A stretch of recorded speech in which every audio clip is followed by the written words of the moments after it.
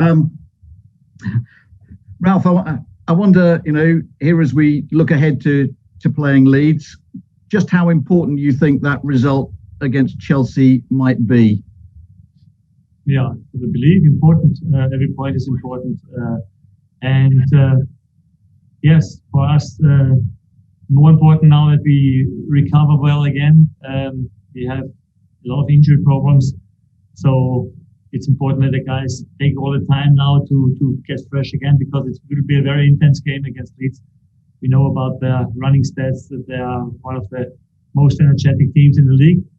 They also play today, so we have both the same time to recover, and then hopefully we can compete.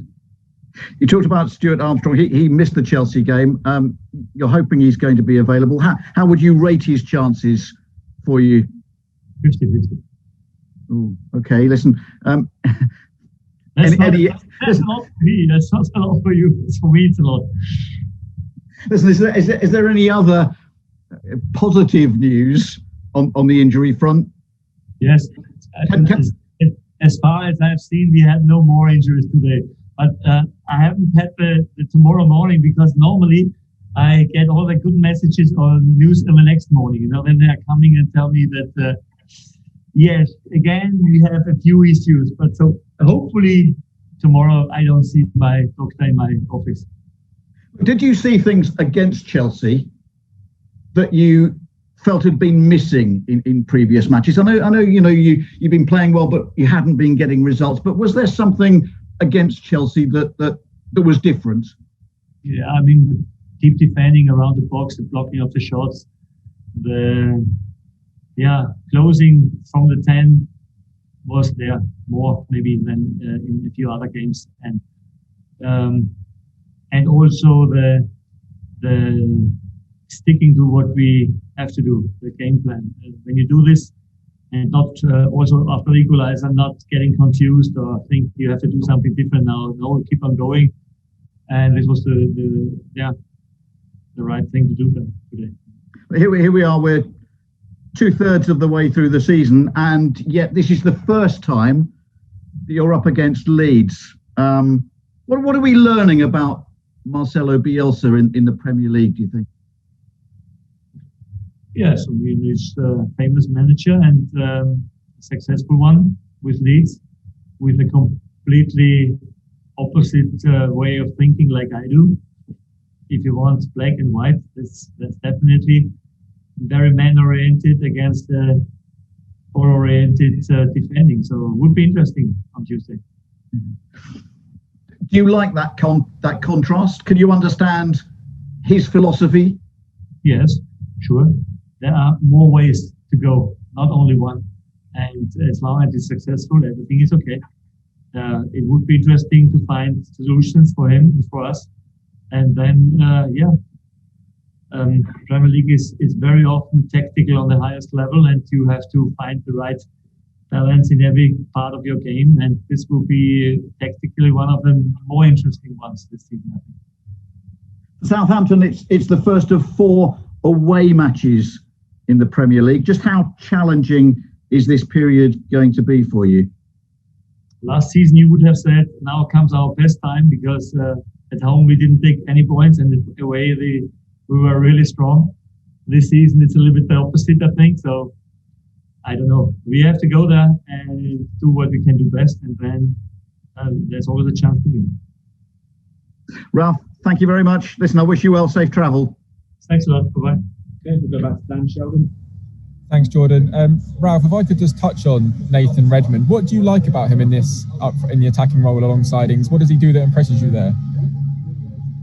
Normally on the ball, he has his qualities. He has the quality to keep it, not losing it immediately. So that final punch, sometimes with the last speed, can be more. Sometimes I think that he can score more. I think he's not at the moment in really passing the last player. I think, but the way he keeps it and the way he made the assist for our goal was fantastic. And he's more like a striker who is coming in the red zone, picking the ball up there and dribble it and carry it in the half. But this is fantastic because we need this. Is that something that you like then? As you say, we saw today that he dropped back and he played that through ball through to Taki, didn't he? Is that something that perhaps Adams hasn't got in his game then at the moment? He's a completely different player. I mean, Shea is also a guy who can keep the ball there, but maybe the long balls more. And today we knew that we don't have to play long balls because they are so strong in the air. You have no chance to win it there. So you have to bring it on the ground to the red zone, and from there you have to go through the lines. And this was against this team, I think, the best option. But we didn't do it often enough. I think we can do it more often. And they were still hard to play against because they have quality. And just finally from me, when did the penny kind of drop with Nathan then that you could use him in this upfront role? Have you known it for a long time? Is it something you've noticed in recent weeks? No, I know this for longer because when I was coming here, he was always playing as a striker. And sometimes I have a feeling that he's running more as a striker than as a 10, where the closing is not always the best.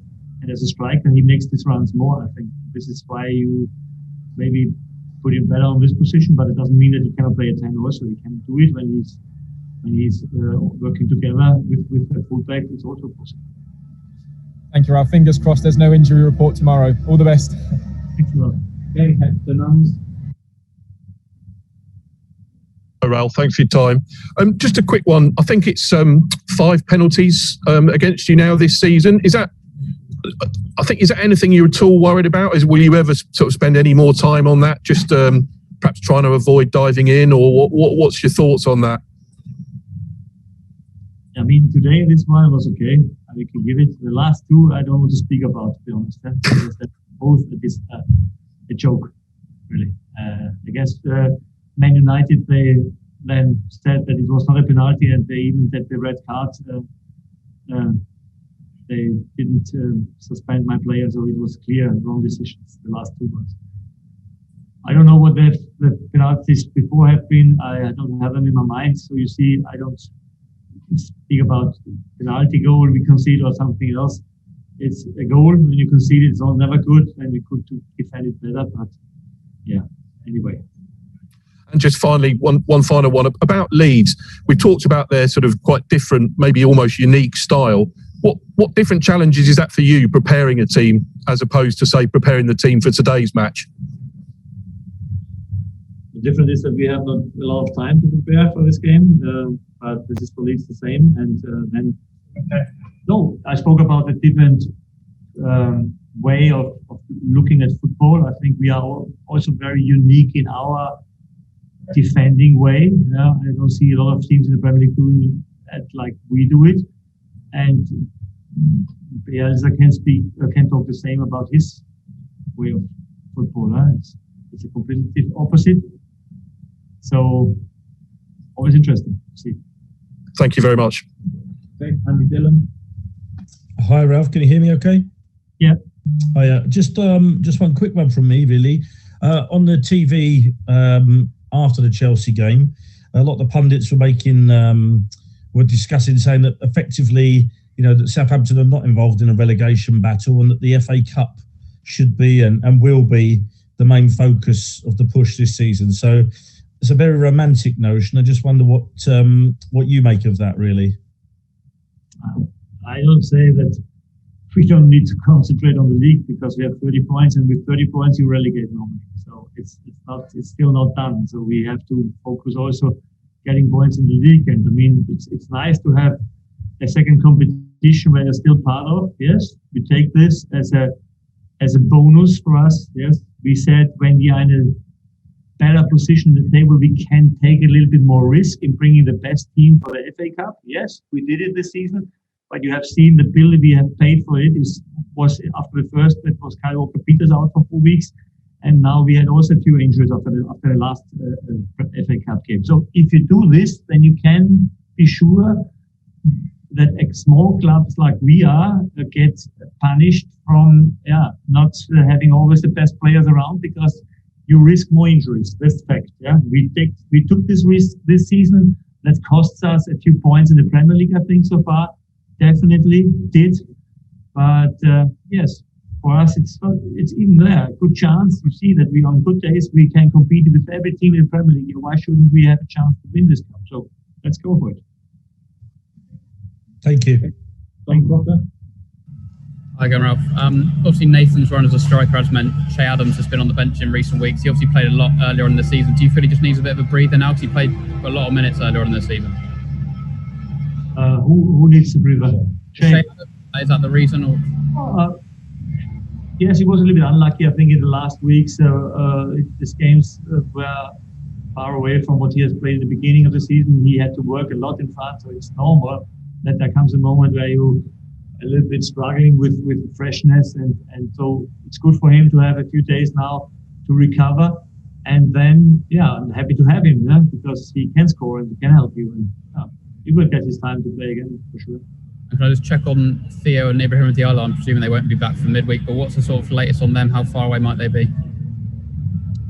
Diallo a little bit earlier, I think. There's no tenant involvement, so Theo will take a little bit longer, but every player who comes back helps. Definitely. Thank you, Ralph. Thanks very much, everyone. Thank you. Bye-bye.